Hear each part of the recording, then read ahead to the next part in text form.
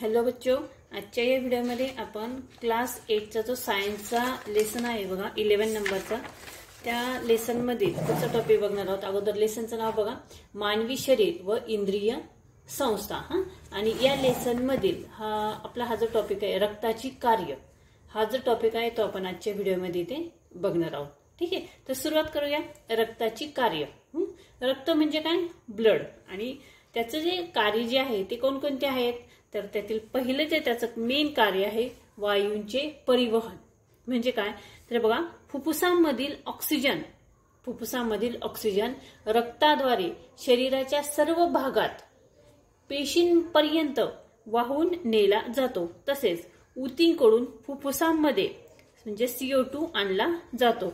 म्हणजे काय तर फुफ्फुसामधील जो ऑक्सिजन असतो तो रक्ताद्वारे शरीराच्या सर्व भागांमध्ये पोहोचवण्याचं काम हे रक्त करत आहे। म्हणजे वायूंचे परिवहन करण्याचं काम हे कोण करतं? रक्त करतं। आणि ऊतींकडून बाकी सर्व भागांकडून फुफ्फुसांमध्ये हा ऑक्सिजन आणण्याचे काम देखील केले जाते। ठीक आहे, दुसरं जे कार्य आहे ते आहे पोषण तत्वांचे वहन, म्हणजे पेशींना खाद्य पुरविणे। हे अतिशय महत्त्वाचं असं कार्य आहे रक्ताचं। तर अन्ननलिकेच्या भित्तिकेमधून ग्लुकोज, अमिनो आम्ले, मेदाम्ले यासारखी पचन झालेली साधी पोषण तत्वे रक्तात घेतली जातात व ती शरीराच्या प्रत्येक पेशींपर्यंत पोहोचवली जातात। म्हणजे पोषण तत्वांचे वहन करण्याचं काम हे रक्त करत असतं। पुढचं जे त्याचं काम आहे रक्ताचं मेन ते म्हणजे टाकाऊ पदार्थांचे वहन।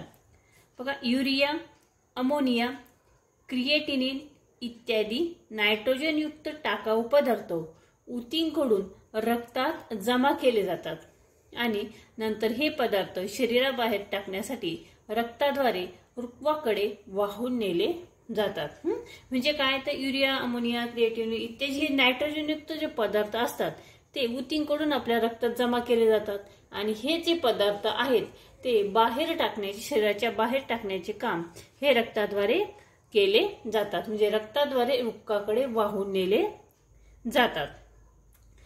त्यानंतर रक्ताचं चौथं जे कार्य आहे ते शरीर रक्षण करणे। म्हणजे रक्तात प्रतिपिंडाची निर्मिती होते आणि ते सूक्ष्म जीवाणू व इतर उपद्रवी कण यांच्यापासून शरीराचे रक्षण करतात। रक्तात कशाची निर्मिती होते? रक्तामध्ये प्रतिपिंडाची निर्मिती होते आणि ते सूक्ष्म जीवाणू व इतर उपद्रवी कण यांच्यापासून शरीराचे रक्षण करत असतात।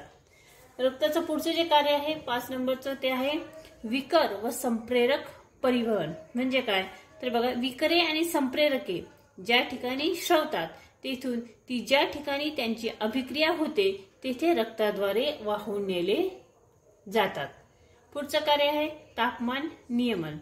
म्हणजे योग्य अशा वाहिनी विस्फारण आणि वाहिनी संकोचन यामुळे शरीराचे तापमान 37 अंश सेल्सिअस इतके कायम राखले जाते। म्हणजे शरीराचे जे तापमान आहे ते नियंत्रित ठेवण्याचं काम देखील रक्त करत असतं।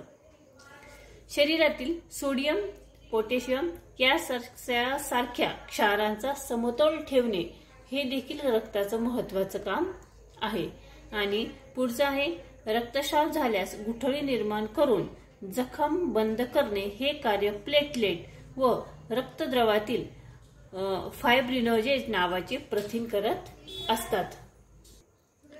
ठीक आहे, तर अशा पद्धतीने आजच्या या व्हिडिओमध्ये आपण इथे रक्ताची वेगवेगळी कार्य जी आहेत, महत्त्वाची कार्य जी आहेत ती इथे बघितलेली आहेत। पुढच्या व्हिडिओमध्ये आपण मानवी रक्तगट कोणकोणते आहेत आणि हे जे रक्तगट कुठे साठवून ठेवले जातात, म्हणजे रक्त पराधनासाठी रक्ताचा पुरवठा कुठून होतो, त्यानंतर रक्तदाब, हे जे 2-3 पॉइंट आपले राहिलेले आहेत या लेसन मधील ते आपण पुढच्या व्हिडिओमध्ये इथे कंप्लीट करणार आहोत। म्हणजे आपला इथे लेसन इथे पूर्ण संपणार आहे। ठीक आहे, तर हा व्हिडिओ कसा वाटला कमेंट्स करून नक्की कळवा। व्हिडिओ आवडला तर व्हिडिओला लाईक, शेअर करा आणि चॅनलवर तुम्ही नवीन असाल तर चॅनल नक्की सबस्क्राईब करा। पुन्हा भेटूया पुढच्या व्हिडिओमध्ये।